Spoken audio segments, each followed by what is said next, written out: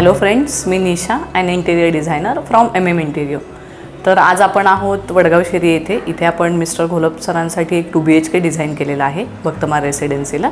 आपला जो बेसिक फंडा आहे डिझाईनचा की घर आहे तर घरासारखं वाटलं पाहिजे, सायमल्टेनियसली माझ्या सगळ्या रिक्वायरमेंटसुद्धा कंप्लीट झाल्या पाहिजेत. त्या थीमवरती आपण कसं डिझाईन केले ते आता आपण बघूयात.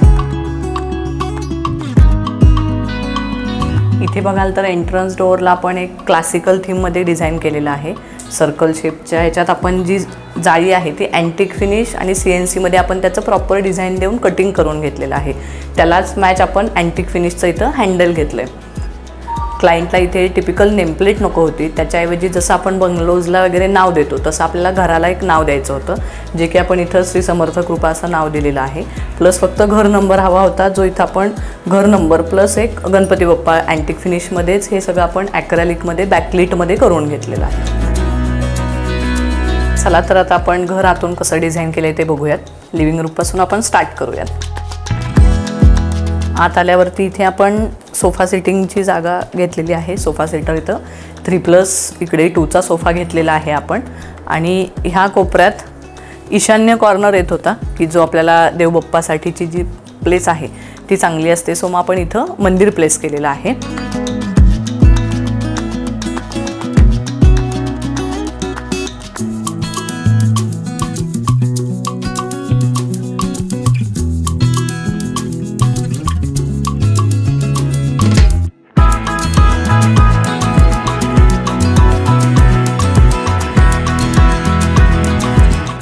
इथे आपलं आपण TV युनिट डिझाईन केलेलं आहे, जे की एक मॉडर्न थीम आपण घेतलेली आहे, पण त्याला जी कलर स्कीम आहे ती आपण क्लासिकल टचमध्ये घेतलेलं आहे. इथे खालती आपले 2 ड्रॉवर्स आलेत. मध्ये आपण जे डिश TV ठेवण्यासाठीची ती जागा आहे. दोन्ही साईडला बघाल तर आपण लुवर्सचे पॅटर्न केले, जे MDFला आपण कटिंग करून त्याला मॅच पेंट केलेलं आहे. जे वरचं सिलिंगचं डिझाईन आहे ते आणि TV युनिट ह्याचं आपण डिझाईनला बघाल तर ते प्रॉपर जे शेप्स आहेत तेच आपण कॅरी फॉरवर्ड आपल्या TV युनिटला सुद्धा केलेत. इथे आपल्याला TV युनिटपासून आत वर्टिकल युनिटपर्यंत जागा मिळत होती. प्लस आपल्याला एक रिक्वायरमेंट होती की डायनिंगची पण स्पेस हवी, पण जरा स्पेसचं कन्स्टंट असल्यामुळं इथं आपण हा फोल्डेबलवाला जो डायनिंग आहे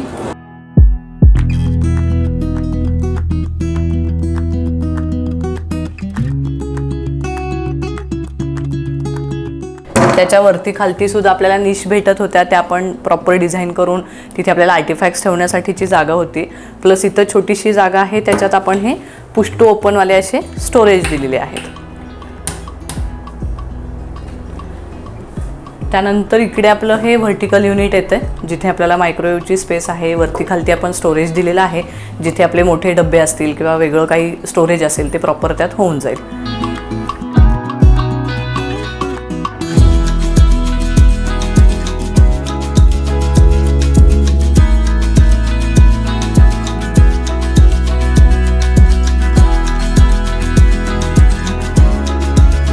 मेन किचन प्लॅटफॉर्मच्या खाली आपण इथं ट्रॉलीज प्लॅन केलेले आहेत. इथे पहिल्यांदा बेसिनच्या खालती बेसिनचे डोअर आले. मेन हा प्लॅटफॉर्म येतोय, सो तिथं कटलरी प्लस थाली प्लेटच्या ज्या ट्रॉलीज आहेत त्या इथं आल्या. इथे आपण सिलेंडरसाठीची जागा ठेवलेली आहे. त्यानंतर इकडं मल्टीपर्पज ट्रॉली आल्या आणि ह्या साईडला आपलं बॉटलचं जे पुल आउटवालं रॅक असतं ते आपण ह्या कोपऱ्यात घेतलेलं आहे.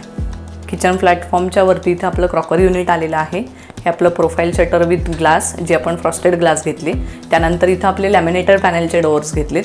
हे कॉर्नर्स आपण ओपन ठेवलेले आहेत, मध्ये आपण ग्लास शेल्फ दिलेत त्याला. त्यानंतर इथं आपली चिमणी आली आणि साईडला परत एकदा आपण कॉर्नर दोन्ही पण प्रोफाईल शटर्स घेतलेत. इथे खाली बघाल तर त्याला पूर्ण एक आपण प्रोफाईल लाईट दिली आहे to enhance the beauty of kitchen.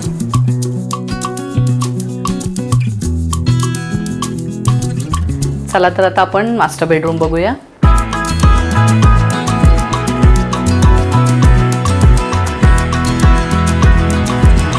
ह्या बेडरूममध्ये आपण जे सगळं स्टोरेज आहे ते एका वॉलवरती प्लॅन केलेलं आहे. मग आपलं इथं एक साईडला आपण ड्रेसिंग घेतलं आहे विथ स्टोरेज, प्लस त्याच्या खालती आपण ड्रॉवर्स घेतलेले आहेत. इथे आपला वॉशरूमचा डोअर आहे आणि हे आपलं वॉर्डरोब आलं आहे. वॉर्डरोब बघाल तर हे आपलं असं सॉफ्ट क्लोजमधलं वॉर्डरोब्स घेतलेत आपण, ठीक आहे. आणि बेड आहे तर बेडची पोझिशन आपल्याला इथं 3 ठिकाणी ओपनिंग झालेले आहेत. तिकडं टेरेसचं ओपनिंग आहे, इथं मेन डोअरचं ओपनिंग आहे, प्लस इकडं वॉशरूमचं ओपनिंग आहे. त्यामुळं आपल्याला साऊथ फेसिंगच बेड घेता येतं, म्हणजे बेडची पोझिशन जी आहे ती प्रॉपर ह्याच वॉलवरती घेता येत होती, म्हणून आपण इथं बेड घेतलेला आहे जो की हायड्रोलिक आहे.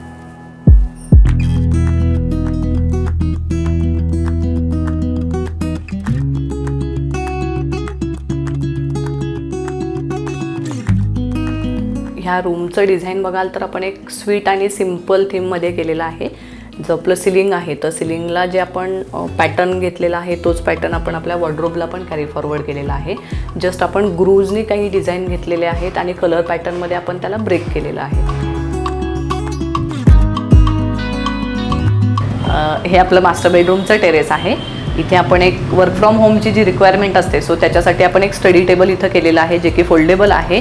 प्लस आपण इथे एक बुकशेल्फ प्लस एक स्टोरेज युनिट केलेलं आहे जे की आपलं स्टफ असेल, काही सामान असेल ते ठेवण्यासाठी आपल्याला इथं जागा होईल. आता ह्या रूमचं लुक अँड फील आणि ॲम्बियन्स बघून तुमच्या लक्षात आलंच असेल की ही एक चिल्ड्रन बेडरूम आहे. इथे बघाल तर एक डोरेमॉन थीमवरती आपलं थोडंफार डिझाईन दिलेलं आहे की ज्याला सगळे कर्वीचे शेप्स येतात. सो तीच थीम आपण प्रॉपर आपली वॉर्डरोब आहे, वॉर्डरोबवरती पण आपले कर्वच्या डिझाईन्स आल्यात. सेम आपल्या सिलिंगला जे आहे सिलिंगलासुद्धा ते डिझाईन आपलं झालेलं आहे. आणि हा जो आपला बेड आहे हा सोफा कम बेड आहे.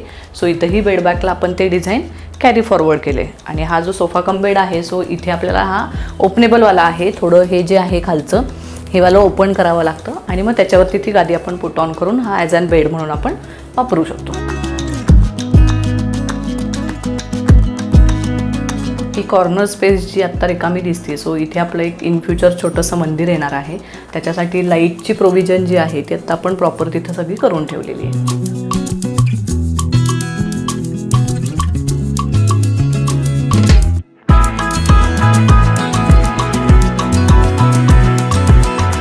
इथे बघाल तर एक आपलं स्टडी युनिट आहे जे आपण फोल्डेबल स्टडी केलेलं आहे. जेव्हा आपल्याला रूम रिकामी हवी आहे मुलींना खेळण्यासाठी तर आपण हे फोल्ड करून ठेवलं तर त्यांना ॲज इट इज स्पेस जी आहे ती प्रॉपर युटिलाइज करता येईल.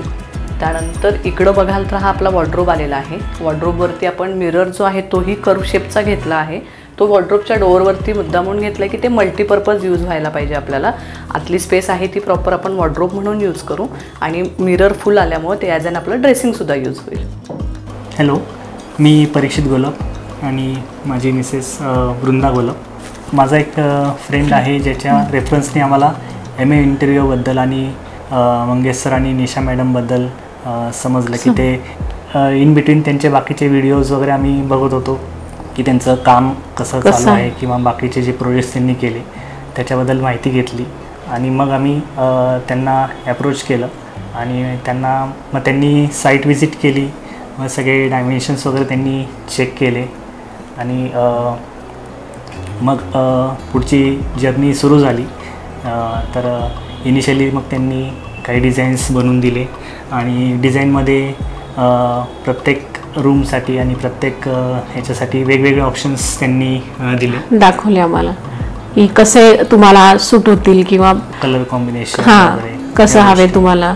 मास्टर बेडरूमला कलर कॉम्बिनेशन, अगदी हॉलचं पण प्रत्येक गोष्ट त्यांनी आम्हाला सुचवून दिली. डिझाईन फायनलाइज करायला आणि कलर कॉम्बिनेशन डिसाईड करायला पण त्यांची खूप हेल्प झाली. आणि मग त्यानंतर ॲक्च्युअल एक्झिक्युशन सुरू झालं. As good as family member सारखं फॅमिली मेंबर सारखं ट्रीट लक्ष दिलं, त्या स्वतःहून लक्ष दिलं. म्हणजे आम्हाला काही लक्ष घालावं लागलं नाही फारसं. प्रत्येक गोष्ट आपलं घरातल्यासारखं त्यांनी आम्हाला सांगितलं. सो ओव्हरऑल एक्सपिरियन्स खूप छान होता MM इंटरव्ह्यूबद्दल.